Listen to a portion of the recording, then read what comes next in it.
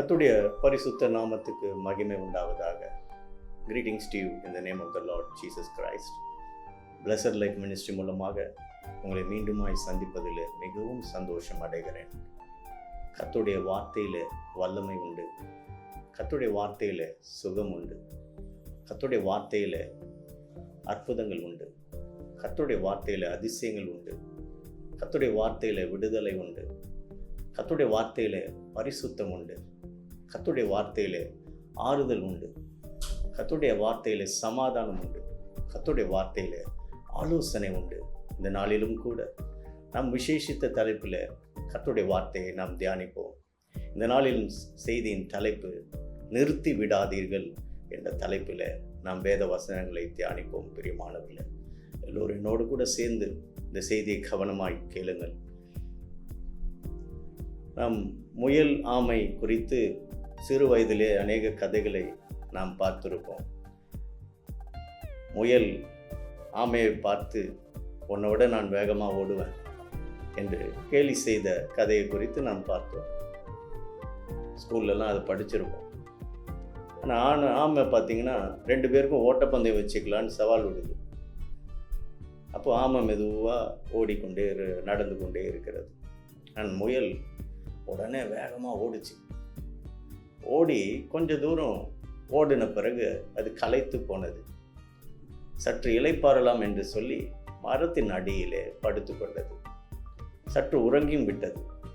அதன் பிறகு ஆமையை பார்த்தீங்கன்றால் அது சற்றும் ஓய்வு இல்லாமல் மெதுவாக நடந்து நடந்து தான் போக வேண்டிய தூரத்துக்கு போய் சேர்ந்தது. அப்போது முயல் அவமானப்பட்டது.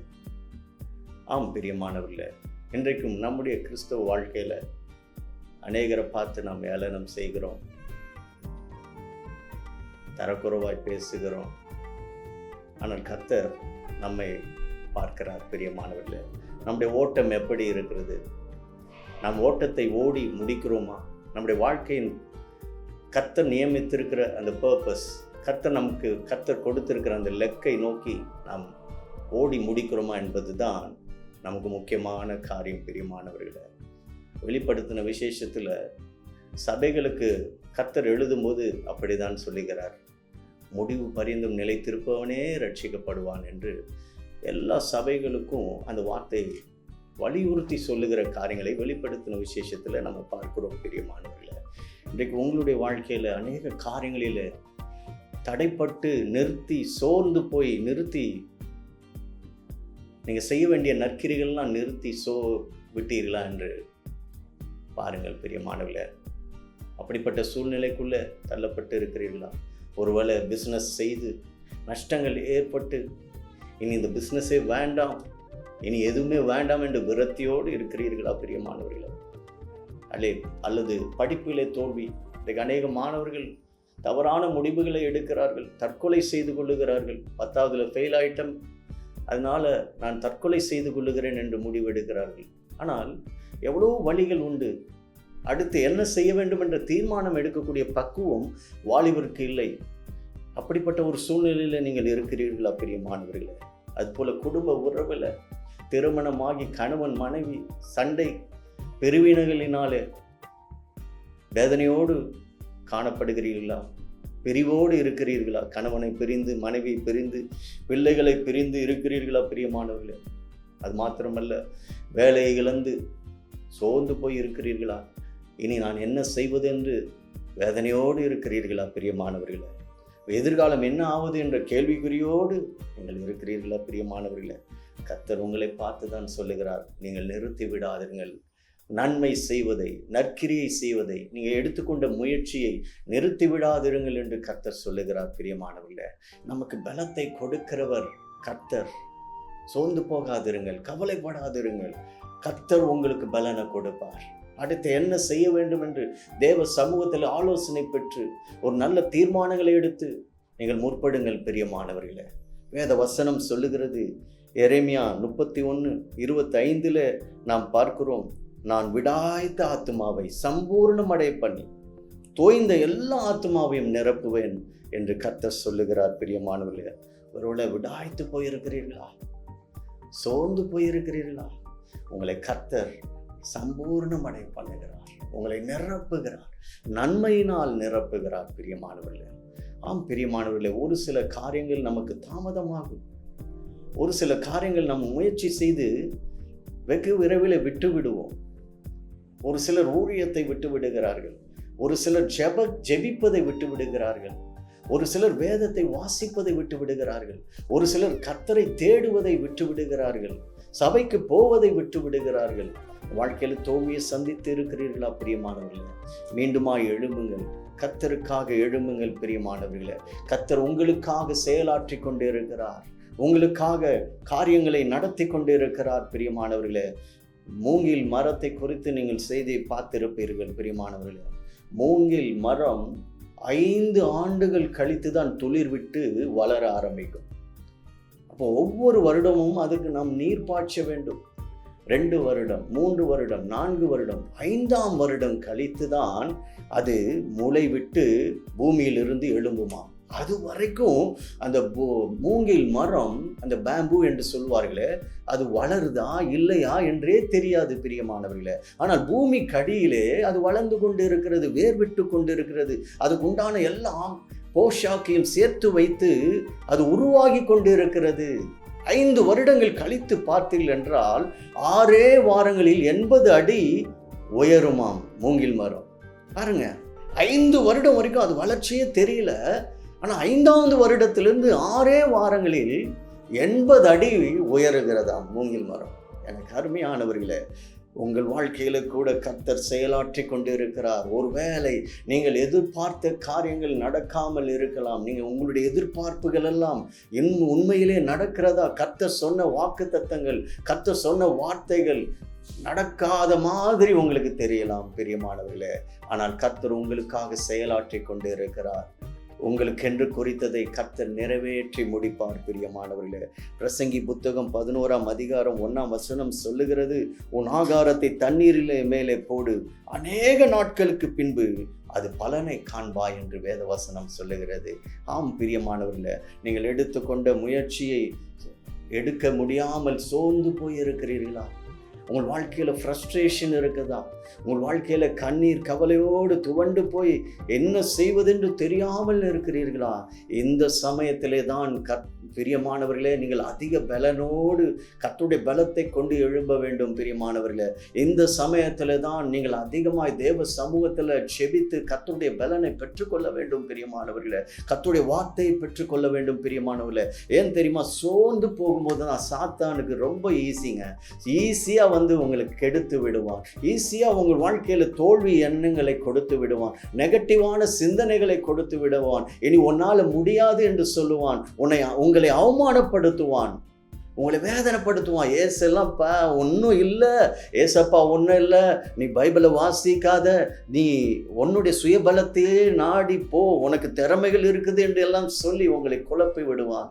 அதே சமயத்தில் இந்த இக்கட்டான சூழ்நிலையில் தேவன் சொன்ன காரியங்களை நீங்கள் செவி கொடுத்து கேட்பீர்களானால் எல்லாவற்றையும் தலைகீழாய் மாற்றி உங்கள் தலையை உயர்த்துவார் பிரியமானவர்களே. உங்கள் தலை குனிவை மாற்றி தலை நிமிர செய்வார். அல்லேலூயா. காண்டாமிருகத்தின் கொம்பை போல உங்கள் கொம்பை உயர்த்துவார். உங்களை புது எண்ணெயினால் அபிஷேகம் பண்ணுவார். அல்லேலூயா. அப்போ எதெல்லாம் நீங்கள் செய்ய ஆரம்பித்தீங்களோ வாழ்க்கையில் கர்த்தர் உங்கள் இருதயத்தில் கொடுத்த அந்த பாரங்கள், கொடுத்த அந்த விஷன், அந்த தரிசனங்கள் எல்லாவற்றையும் நோக்கி நீங்கள் செயல்படுத்தி கொண்டே இருங்கள், காரியங்களை நடப்பித்து கொண்டிருங்கள். குறித்த காலத்தில் நீங்கள் வளர்ச்சியை பார்ப்பீர்கள், குறித்த காலத்தில் நீங்கள் வெற்றியை பார்ப்பீர்கள், குறித்த காலத்தில் நீங்கள் ஆசீர்வாதத்தை பார்ப்பீர்கள். பிரியமானவர்களே, நீங்கள் கவலையை மேற்கொள்ள நிறுத்தி விடாதிருங்கள். உங்கள் வாழ்க்கையில் கவலை வருதா? இந்த கவலைக்கே இருதயத்தில் இடம் கொடுக்காதீங்க, சிந்தையில் இடம் கொடுக்காதீங்க பிரியமானவர்களே. 2 நாளாகும் புத்தகம் 15ஆம் அதிகாரம் 7ஆம் வசனம் சொல்லுகிறது, நீங்களோ உங்கள் கைகளை நெகிழ விடாமல் திடம் கொள்ளுங்கள். அல்லேலூயா. உங்கள் கிரிகளுக்கு பலன் உண்டு. அல்லேலூயா. உங்கள் கிரிகளுக்கு பலன் உண்டு. எனக்கு அருமையானவர்களே, ஆசா ராஜா என்ன செய்தான் தெரியுமா? சோர்ந்து போல. அவனை சுற்றி பல சேலஞ்சுகள் இருந்தது, பல சவால்கள் இருந்தது. பிரியமானவர்களே, சவாலை மேற்கொள்ளுகிறவர்களாய் நீங்கள் இருக்க வேண்டும். அல்லேலூயா. பாகால் தெய்வங்கள் அவனை சுற்றி இருந்தது. யூதா தேசத்தில் அந்த பாகால் தெய்வங்களை எல்லாம் அவன் அகற்றி போட்டான் என்று பார்க்கிறோம். அது மாத்திரமல்ல, அவனுடைய சொந்த தாயை விக்கிரக ஆராதனை செய்கிறவனாய் இருந்தான், ராஜாத்தியாய் இருந்தான். அவளை அகற்றி விட்டான். பிரியமானவர்களே, அந்த பதவியிலிருந்து. எனக்கு அருமையானவர்களே, அது மாத்திரமல்ல, அவன் காலையில் வியாதி இருந்தது. எவ்வளவோ சவால்கள். ஆனால் கர்த்தருக்காக அவன் நன்மையானதை செய்தான். பிரியமானவர்களே, சவால்களை சந்திக்கிறவர்களாய், சவால்களை மேற்கொள்ளுகிறவர்களாய் நீங்கள் நடந்து முன்னேறுங்கள். பிரியமானவர்களே, சவால்கள் வரும்போது பயந்து விடாதிருங்கள், கவலைப்படாதிருங்கள், முன்னேறி செல்லுங்கள். பிரியமானவர்களே, அல்லேலூயா. அது மாத்திரமல்ல, இரண்டாவது காரியம், சோதனை ஜெயிக்கிறவர்களாய் இருங்கள். கர்த்தர் உங்களுக்கு பலனை கொடுக்கிறார். அல்லேலூயா. அநேக வேளையில சோதனை வரும்போது நாம் துவண்டு போகிறோம், பலனற்று காணப்படுகிறோம். அதே சமயத்தில் கர்த்தருடைய பலனை பெற்றுக்கொள்ளுகிறவர்கள் சோதனையை ஜெயிக்கிறவர்களாக இருப்பார்கள். பிரியமானவர்களே, 1 கொரிந்தியர் புத்தகம் 10ஆம் அதிகாரம் 13ஆம் வசனம் சொல்லுகிறது, மனுஷருக்கு நேரிடுகிற சோதனை அல்லாமல் வேறு சோதனை உங்களுக்கு நேரிடவில்லை. தேவன் உண்மை உள்ளவராயிருக்கிறார். அல்லேலூயா. தங்கள் திராணிக்கு மேலாக நீங்கள் சோதிக்கப்படுவதற்கு அவர் இடம் கொடாமல் சோதனை தாங்கத்தக்கதாக சோதனையோடு கூட அதற்கு தப்பித்து கொள்ள முடியான போக்கையும் உண்டு பண்ணுகிறார் என்று வேதவசனம் சொல்லுகிறது. பிரியமானவர்களே, ஆம் பிரியமானவர்களே, சோதனை ஜெயிக்கிறவர்களாய் மாறுங்கள். 3வது காரியம், பலவீனங்களை மேற்கொள்ளுகிறவர்களாய் மாறுங்கள். பிரியமானவர்களே, அல்லேலூயா. பலவீனம் வந்த உடனே அநேகர் நிறுத்தி விடுவார்கள். அநேக நற்கிரியைகள், நன்மை செய்கிறதை நிறுத்தி விடுவார்கள். ஆகவே பலவீனம் வந்தவுடனே எல்லாத்தையும் நிறுத்தி விடாதீர்கள். ஊழியத்தை நிறுத்தி விடுவாங்க, ஜெபத்தை நிறுத்தி விடுவாங்க, வேத வாசிப்பை நிறுத்தி விடுவாங்க, நன்மை செய்கிறதை நிறுத்தி விடுவாங்க. ஐயோ, பலவீனம் என்னை தாக்குகிறதே, பலவீனம் வந்து விட்டதே என்று சோர்ந்து போய் விடுவார்கள். ஆனால் பலவீனங்களை மேற்கொள்ளுங்கள். பிரியமானவர்களே, எனக்கு அருமையானவர்களே, நம்முடைய பலவீனத்தில் கர்த்தருடைய பலன் பூரணமாய் விளங்கும் என்று வேதவசனம் சொல்லுகிறது. பவுலை பார்த்து கர்த்தர் சொல்லுகிறார், என் கிருபை உனக்கு போதும், பலவீனத்தில் என் பலன் பூரணமாய் விளங்கும் என்றார். ஆகையால் கிறிஸ்துவின் வல்லமை என்னில் தங்கும்படி என் பலவீனங்களை குறித்து நான் மிகவும் சந்தோஷமாய் மேன்மை பாராட்டுகிறேன் என்று சொல்லுகிறார். அல்லேலூயா. பவுல் சொல்றார், பலவீனம் எனக்கு இருக்கும்போது கர்த்தருடைய பலன் எனக்குள்ள இருக்கிறது. அல்லேலூயா. அந்த பலவீனத்தை குறித்து நான் மிகவும் சந்தோஷமாய் என்னை மேன்மை பாராட்டுகிறேன் என்று சொல்லுகிறார். அல்லேலூயா. அது மாத்திரமல்ல, எனக்கு பிரியமானவர்களே, ஜெபத்தை நிறுத்தி விடாதிருங்கள். ஒவ்வொரு விசுவாசியுடைய வாழ்க்கையில ஜெபம் அவசியமாய் இருக்கிறது. பிரியமானவர்களே, உங்கள் வாழ்க்கையில வெற்றி வாழ்க்கை வாழ வேண்டும் என்றால், கர்த்தருக்காக வெற்றி வாழ்க்கை வாழ வேண்டும் என்றால் ஜெபம் நிறுத்திவிடக்கூடாது. பிரியமானவர்களே, ஒவ்வொரு நாளும் நம்முடைய வாழ்க்கையில ஜெபம் நமக்கு பலன். பிரியமானவர்களே, ஒவ்வொரு நாளும் அந்த ஜெபம் நம்மை பாதுகாக்கும். பிரியமானவர்களே, உலகத்தின் அசுத்தங்களுக்கு விலக்கி நம்மை பாதுகாக்கும், தோல்வியை ஜெயமாக மாற்றும். ஜெபமே ஜெயம். பிரியமானவர்களே, லூக்கா எழுதின சுவிசேஷத்துல 18ஆம் அதிகாரத்துல 1 முதல் 7ஆம் வசனத்துல நம்ம வாசிக்கிறோம், கொடுமையான எந்த மனுஷனும் மதிக்காத, யாருக்கும் பயப்படாத, தேவனுக்கு பயப்படாத ஒரு நியாயாதிபதி இருந்தான். அதே சமயத்துல ஒரு விதவை, தன்னுடைய எதிராளிக்கு அவளுக்கும் ஒரு பிரச்சனை. அவ நியாயாதிபதி இடத்துல போய் முறையிடுறான், தொடர்ந்து முறையிடுறான். அவன் யாரையும் மதிக்க மாட்டான் நியாயாதிபதி. ஆனா இந்த விதவை நம்மை தொல்லை பண்ணக்கூடாது, அவளுக்கு நியாயம் செய்யணும் என்று சொல்லி அவன் தீர்மானம் எடுத்து நியாயம் செய்கிறான். அதுபோல நம்முடைய ஜெபம் நிறுத்திவிடக்கூடாது. எப்போது கர்த்தரை நோக்கி ஜெபம் பண்ணி கொண்டே இருங்க. அல்லேலூயா. அதுதான் வேத வசனம் வலியுறுத்தி சொல்லுகிறது. அல்லேலூயா. 1 மணி நேரமாவது விழித்திருக்க கூடாது என்று அப்போஸ்தலரில் பார்த்து கேட்கிறார் கெத்செமனே தோட்டத்தில். அல்லேலூயா. 1 மணி நேரமாவது விழித்திருக்க கூடாதா என்று கேட்க. ஆகவே ஜெபம் நம்ம வாழ்க்கையில் அவசியம். பிரியமானவர்களே, அது மாத்திரமல்ல, சாத்தானின் தந்திரங்களை எதிர்த்து நிற்க நீங்க நிறுத்தி விடாதிருங்கள், எப்போது எதிர்த்து நிறுங்க.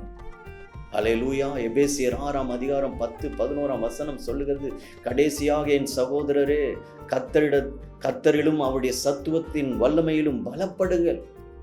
நீங்கள் பிசாசின் தந்திரங்களை எதிர்த்து நிற்க திராணி உள்ளவர்களாகும்படி தேவனுடைய சர்வாயுத வர்க்கத்தை தரித்து கொள்ளுங்களாம். பிரியமானவர்களே, தேவன் கொடுக்கிற போராயுதங்கள் நமக்கு தரித்து கொள்ள வேண்டும். பிரியமானவர்களே, அல்லேலூயா. ரட்சிப்பின் தலைச்சீர ஆவியின் பட்டயம் விசுவாச கேடகம் நீதி என்னும் மார்க்கவசம் சத்தியம் என்னும் விளைக்கட்சை ஆயத்தம் என்னும் பாதரட்சை நாம் எப்போதும் தரித்து கொள்ள வேண்டும். பிரியமானவர்களே, ஆகவே நாம் சாத்தானை எதிர்த்து நிறுத்திவிடக்கூடாது. பிரியமானவர்களே, எபேசியர் 6:18 பொல்லாங்கனையும் அக்னி ஆஸ்திரங்களை அவித்து விடத்தக்கதாய் எல்லாவற்றுக்கும் மேலாக விசுவாசம் என்னும் கேடத்தை பிடித்து கொண்டவர்களாய் நில்லுங்கள் என்று வேதவசனம் சொல்லுகிறது. விசுவாசத்தை விட்டு விடாதிருங்க, விசுவாசத்தை நிறுத்தி விடாதிருங்க. அல்லேலூயா.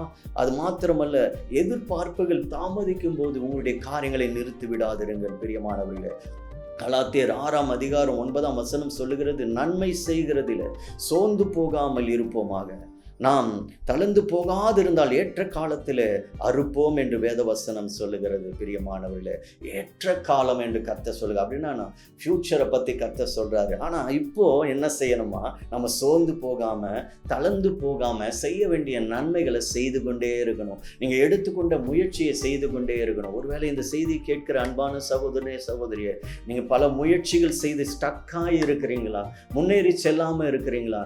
கர்த்தருடைய பலத்தை கொண்டு மீண்டுமாய் முயற்சி செய்யுங்கள். பிரியமானவர்களே, உங்களுடைய பிசினஸை கர்த்தர் ஆசீர்வதிப்பார், உங்களுடைய படிப்பை ஆசீர்வதிப்பார், வேலையில உங்களை உயர்த்துவார். பிரியமானவர்களே, உங்களுடைய குடும்பத்துக்கு உங்களுடைய மகளுக்கு ஏற்ற துணையை கர்த்தர் கொடுப்பார். பிரியமானவர்களே, உங்களுடைய மகனுக்கு ஏற்ற துணையை கொடுப்பார். பிரியமானவர்களே, பிரியமானவர்களே, தேவனை நோக்கி ஜெபம் பண்ணுங்க, கர்த்தரை நோக்கி ஜெபம் பண்ணுங்க. அது மாத்திரமல்ல, நிந்தனைகளை துன்பங்களை சகித்து கொள்ளுங்கள். அல்லேலூயா. நிறுத்தி விடாதிருங்கள். அல்லேலூயா.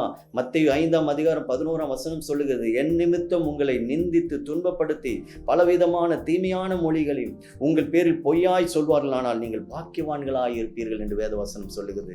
பிரியமானவர்களே, நீங்கள் பாக்கியவான்கள். பிரியமானவர்களே, அது மாத்திரமல்ல, காத்திருப்பதை நிறுத்தி விடாதிருங்கள். ஏசாயா தீர்க்கதரிசி புத்தகம் 40:30-31 சொல்லுகிறது, இளைஞர் இளைப்படைந்து சோர்ந்து போவார்கள், வாலிபரும் இடறி விழுவார்கள், கர்த்தருக்கு காத்திருக்கிறவர்களோ பலனடைந்து கழுகளை போல செட்டைகளை அடித்து எழும்புவார்கள், அவர்கள் ஓடினாலும் இளைப்படையார்கள், நடந்தாலும் சோர்வடையார்கள் என்று. பிரியமானவர்களே, கர்த்தருடைய சமூகத்தில் காத்திருப்பதை நிறுத்தி விடாதிருங்க. கர்த்தர் இன்றைக்கு உங்களுக்கு புது பலனை கொடுப்பார். ஆரம்பிங்க. பிரியமானவர்களே, வருடத்தின் துவக்கத்தில் இருக்கிறீங்க, கர்த்தருடைய சமூகத்தில் காத்திருப்பதை நிறுத்தி விடாதிருங்கள். பிரியமானவர்களே, கர்த்தர் உங்களை கழுகளை போல எழும்ப செய்வார். அல்லேலூயா. நித்திய ஆசீர்வாதங்களுக்குள்ளாக நடத்துவார். அது போல பாவங்களை மேற்கொள்ளுங்கள். பாவ சோதனைகள் வரும்போது அதில் வீழ்ந்து அதிலே நிறுத்தி விடாதிருங்கள். அதை விட்டு விலகி எழும்பி நில்லுங்கள். கர்த்தர் உங்களுக்கு உதவி செய்வார். 1 யோவான் 1:9 சொல்லுகிறது, நம்முடைய பாவங்களை நாம் அறிக்கையிட்டால் பாவங்களை நமக்கு மன்னித்து எல்லா அநியாயத்தையும் நீக்கி நம்மை சுத்திகரிக்கிறதுக்கு அவர் உண்மையும் நீதி உள்ளவராய் இருக்கிறார் என்று வேதவசனம் சொல்லுகிறது. அல்லேலூயா. கடைசியாய் பிரியமானவர்களே, விசுவாசத்தின் நல்ல போராட்டம் பண்ணுங்கள். 1 தீமோத்தேயு 6:12 சொல்லுகிறது, விசுவாசத்தில் நல்ல போராட்டத்தை போராடு, நித்திய ஜீவனை பற்றிக்கொள், அதற்காகவே நீ அழைக்கப்பட்டாய், அநேக சாட்சிகளுக்கு முன்பாக நல்ல அறிக்கை பண்ணுகிறமாய் இருக்கிறாய் என்று பவுல் சொல்லி இருக்கிறார். பிரியமானவர்களே, இந்த வேளையில என்னோடு கூட கண்களை மூடி ஜெபிப்பீர்களா? ஒருவேளை நீங்கள் எடுத்த முயற்சியை நிறுத்திவிட்டு இருக்கிறீர்களா? பிரியமானவர்களே, கர்த்தர் உங்களோடு கூட பேசுகிறார். ஆண்டவரே, என் குற்றங்களை எல்லாம் மன்னிங்க, நான் சோர்வுற்று தோல்வியை சந்தித்து வேதனையோடு இருக்கிறேன், இன்றைக்கு எனக்கு புது பலனை கொடுங்க, உமக்காக எழும்பி பிரகாசிக்க, நான் எடுத்துக்கொண்ட முயற்சியெல்லாம் மீண்டுமாய் துவங்க, பலத்தோடு ஓட, வெற்றியுள்ள வாழ்க்கை வாழ, வெற்றியுள்ள ஜெப ஜீவியம் வாழ, பரிசுத்த வாழ்க்கை வாழ, உமக்காக எழும்பி பிரகாசிக்க, ஆசீர்வாதமாயிருக்க கிருபை செய்வீராக. கர்த்தர் வழி நடத்துவீராக. இயேசு கிறிஸ்து மூலம் விண்ணப்பத்தை ஏறெடுக்கிறேன் ஜீவனுள்ள நல்ல பிதாவே, ஆமென். பிரியமானவர்களே, இந்த கேட்ட வேத வசனம் உங்களுக்கு பிரயோஜனமாக இருக்கும் என்று நம்புகிறேன். கர்த்தர் உங்களை ஆசீர்வதிப்பாராக. உங்கள் வாழ்க்கையில் நிறுத்திவிட்ட காரியங்கள் எல்லாம், நன்மையான காரியங்கள் எல்லாம் மீண்டுமாய் நீங்கள் துவக்குவீர்கள். கர்த்தர் உங்களை ஆசீர்வதிப்பார். மீண்டுமாய் அடுத்த செய்தியில் நாம் சந்திப்போம். ஆமென்.